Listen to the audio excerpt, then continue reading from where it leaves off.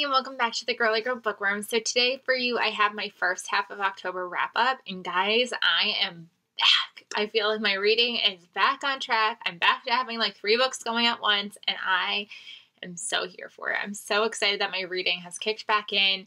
I don't know what happened in the last 2 months, but I think that we are finally past it. We are finally out of it, and let's just dive into all the books. So I finished 2 books that I talked to you about last month where I was finishing them. So I finished The Matchmakers Gift, which I gave 4 stars to.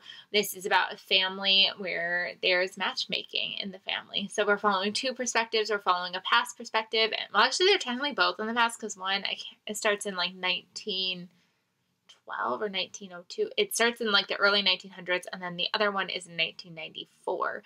And we are following this girl. Her grandmother has passed away, and she gets her journals, and she's a divorce lawyer, and she's starting to read her grandmother's journals, and she's realizing that her grandmother was a matchmaker, and she thought that like her grandmother had like stopped making matches, but it turns out that her grandmother kind of never stopped, and it's starting to like, she's starting to feel like there might be more to it in her own life. And then the past perspective is obviously her grandmother as she is trying to make herself her life as a matchmaker, where like it wasn't like normal for a woman, an unmarried woman. There's a lot of Jewish culture in here as well, so we've got a lot of battle between being a woman trying to be a matchmaker and the church, temple. So it was really interesting, really good. I really liked it, and I gave it 4 stars. I read that for Netgalley, and another Netgalley read that I read, I technically listened through Hoopla because it was already released and it was on Hoopla, so I was like, I'd like to listen to the audiobook, and that is For the Two Lives of Sarah, and this is written by Catherine Adele West. I was looking for the first book. So this is by the same author who wrote Saving Ruby King, and this is kind of like the prequel novel to her grandmother, and seeing kind of like where her grandmother's roots came from. So it was more of a historical fiction than like a contemporary told story. And this poor Sarah, she just, everything like is not going her way. She is running away from home. We find out why she's able to like run and stay with this family in Saving Ruby King. So she's pregnant and she's running to this family, and they take her in, and it's kind of her journey of really trying to like find out who she is for herself, becoming a mother for the first time, in love, and like I said, like every obstacle gets thrown in her way. And now we kind of fully understand why Sarah is the way she is when we meet her in Saving Ruby King. I gave this one 4 stars. I didn't enjoy it as much as I enjoyed Ruby King, just because but it's hard because it's like not even like I didn't enjoy it, because it's written so well and it's so beautifully done. And I don't know if it was just because it was like she was constantly getting like all this negative things were kept coming her way, and I don't know if it was that, but like I definitely enjoyed my reading experience more with Ruby King. But also, this is still written so well, so I couldn't not give it 4 stars. So it's still a 4-star read. Highly recommend you check out these books if you have not done so already. And then on to the books that I fully read so far in October. The first book we've got for you is The Guest House by Robin Morgan Bentley. This book was so creepy. So we are following this couple. They are almost due with their baby, and they decide to go to like this like Airbnb, but it's like an Airbnb where like the host is still there. And so they go there, and they're just supposed to be gone for the weekend, and they wake up one morning and like their keys are gone, the doors are locked, and like she is in labor and can't get to the hospital, and she's there. And something happens to the point of like, I can't even, like, it's so scary. So the hard part is I feel like I don't want to give you more than that, because the synopsis doesn't give you more than that. But like, they have decisions to make that are the worst decisions you would ever have to make as a parent. And the twist in the end was unreal. Like, I would not have seen it coming in a million years. And like the couple that they were staying with, oh my God, like guys, 4 stars. This was really good. And then I finally listened to The Family by Naomi Krupitsky. This was a Book of the Month choice back in November of last year. I think I got it in my December. Did I get it in my December box? I must have gotten it in my November box. No, I don't know. I got it either in my November or my December. I can't remember.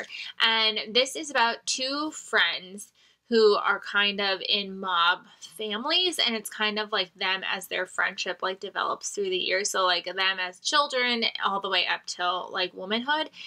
And I gave it 3 stars. I just felt like I was expecting, it's hard to say that there wasn't a lot of mob stuff, but like I was just expecting it to be more intense and dramatic, and it was just like womanhood and becoming a mom, and like I just was like, this is not what I wanted.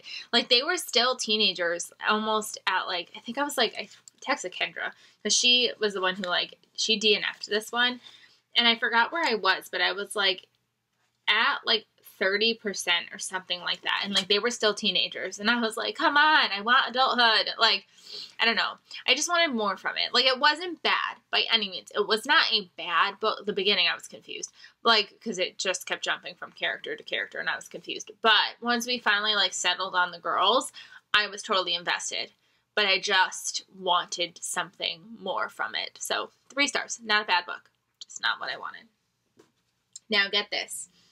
There was a day where I finished 3 books in one day, and 2 of them were like brand new.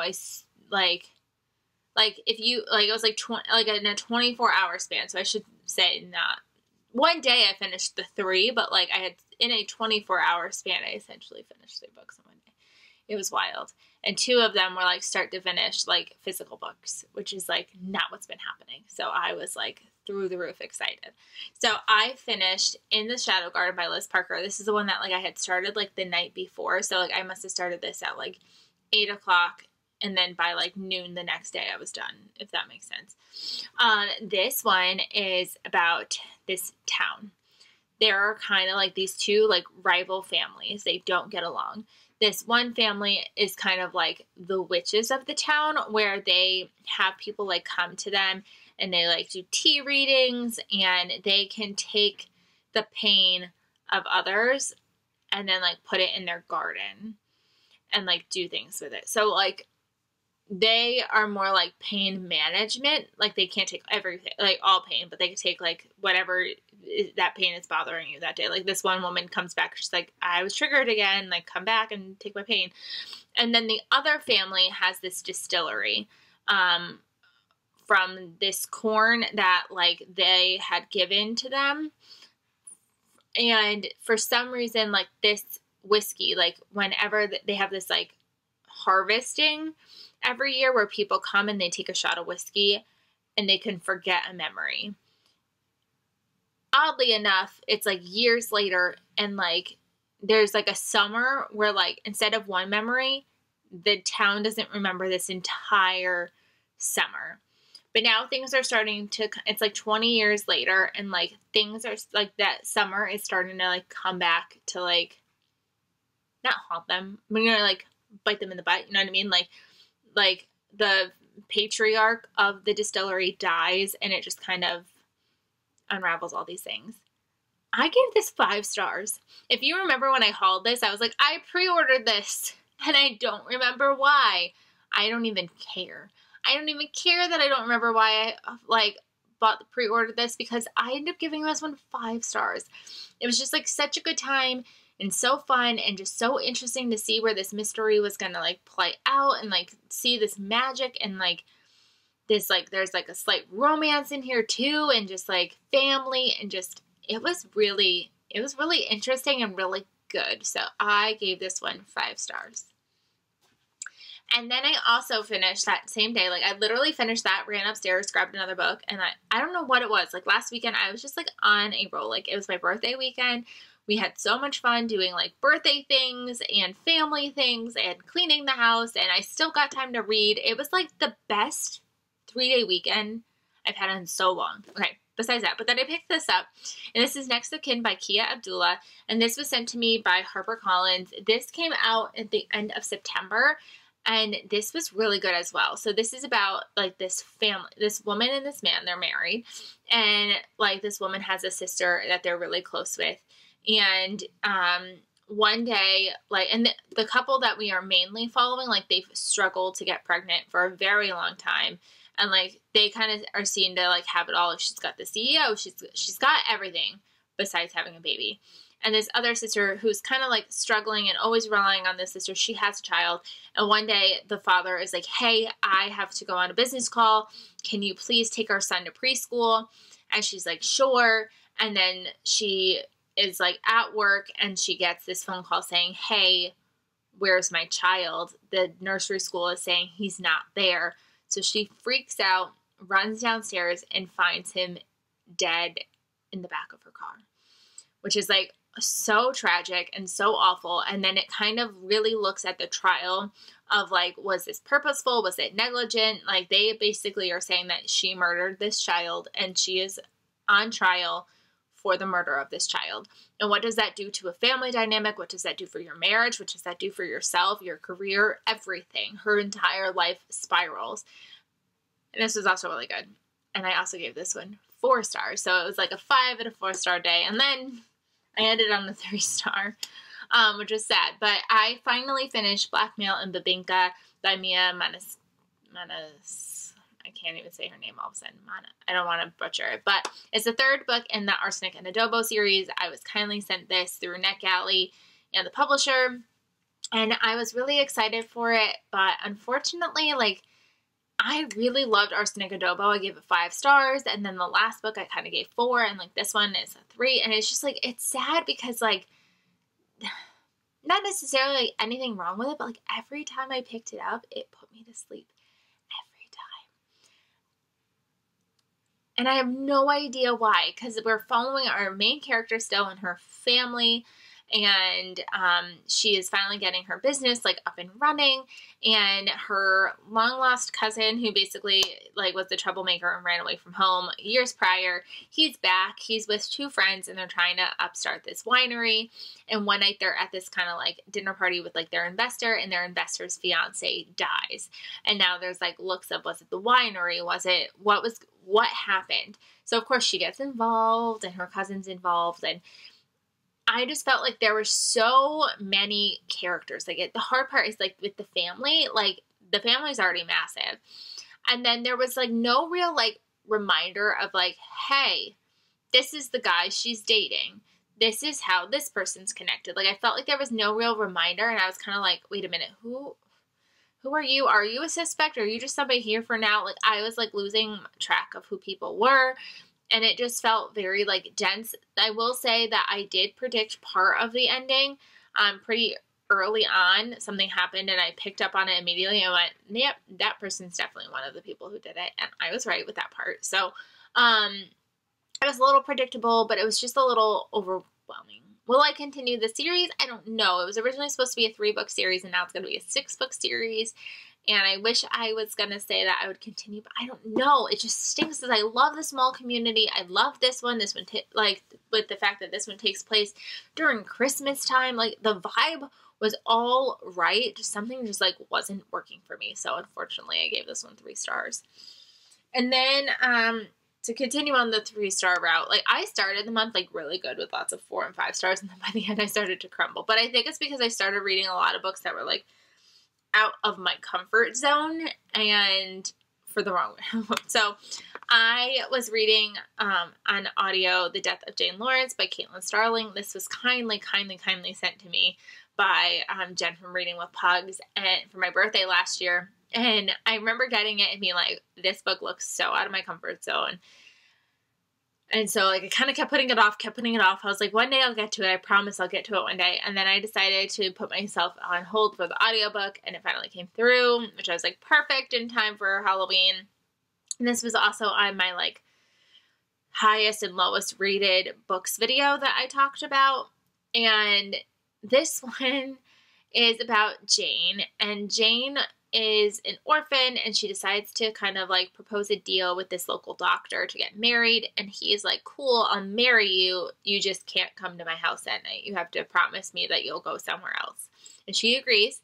And one night, it's like their wedding night, and she's about to leave, and she's like on this horse carriage, and there's a horse carriage accident in this like torrential rainstorm.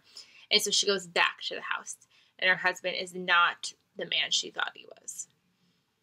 I enjoyed the first half of this book, we're trying to figure out, like, what's going on with this guy, like, why is he being the way he is, and I felt like the first half of the story, like, ended, like, where it ended, I was like, I would have been okay if the book ended here.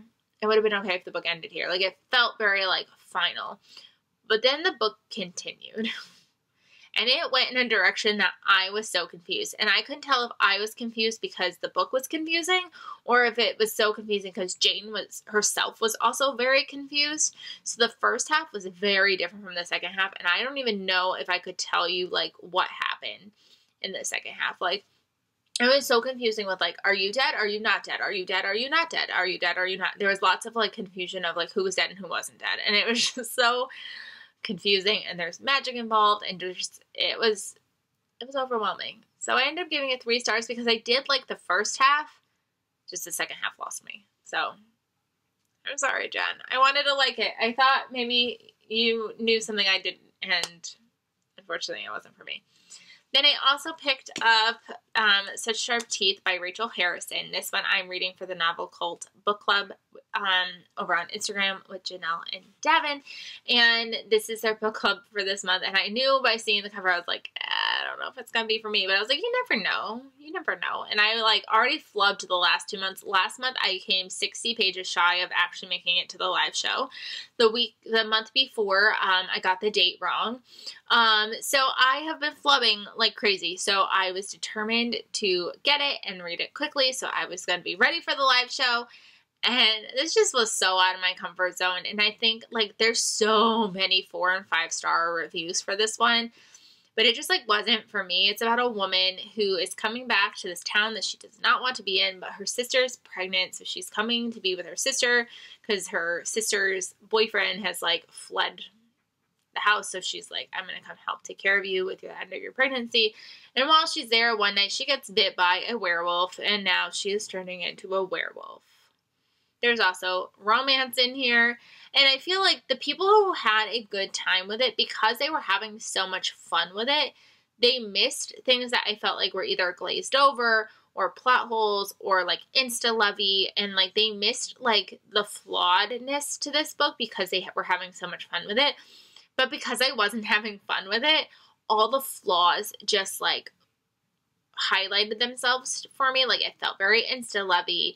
For somebody who, like, didn't want to, like, get with this guy, suddenly she was, like, all in love with him, and just, like, I don't know, and then I was, like, cringing real hard, well, like, not cringing, but, like, creeped out, like, grossed out, because it gets really, like, gory and, like, gross. Obviously, she's a werewolf, but, like, just things that, like, made me want to, like, literally throw up. Like, it made me feel like I had something in my throat and I needed to throw up with the character. And so, like, I don't know. I did like, there was like a little bit of a twist at the end of like who essentially like made her a werewolf, and I didn't see it coming. And I do like the overall message because I think like ultimately, like I know it was like a true paranormal. This woman was turning into a werewolf, but I think the werewolf is very symbolic. It's not the word. Symbolic of like life and like what it's like when you keep your anger and your hurt and your hatred in, and what happens when you finally kind of start to come to terms with it and kind of like let it go, and like the damage it can cause on others if it's not controlled. So like it had a phenomenal message. I just didn't like the book. So I gave it 3 stars because like I said, the message was there. I just, But again, out of my comfort zone. I knew it was going to be out of my comfort zone when I picked it up. Books that I'm currently reading, guys. I'm currently listening to Halloween Party by Agatha Christie. This is the next one to be like adapted, which I didn't realize, but it's going to be loosely adapted on this book. It's got like a new title and everything, but I guess it's loosely based on this one. I've got about 25% left in this one, and it's interesting. So it's about a Halloween party for kids, and then at the end of the party, they find a child, like, drowned in the apple bobbing pit, like, and they were like, well, at first we didn't, like, think it was murder, but, like, now we think it's murder, so let's get Hercule Poirot involved. There's just, like, so many people, and, like, that you could definitely tell that this was definitely one of, like, the old, like, the newer ones that was written. I can't remember which one this actually is in the series, but this like 1969, so it's more like 70s, and you could tell like based off the language like what like were topics of conversation in this time. They were like, oh, like sexualness, like was she dressed sexually, like, and like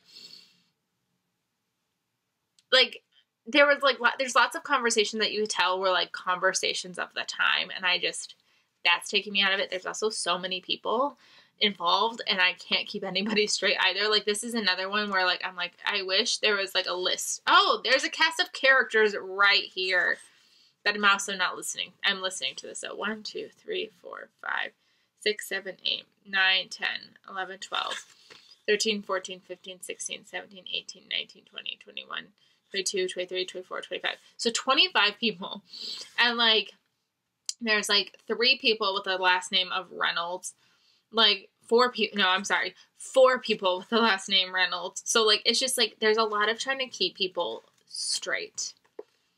So it's interesting. I have a feeling it's also going to end up being a 3-star read, depending on if it could shock me at the end, which it probably will, since I can't keep anybody straight. So we'll see. It'll be maybe a 3.5 star read.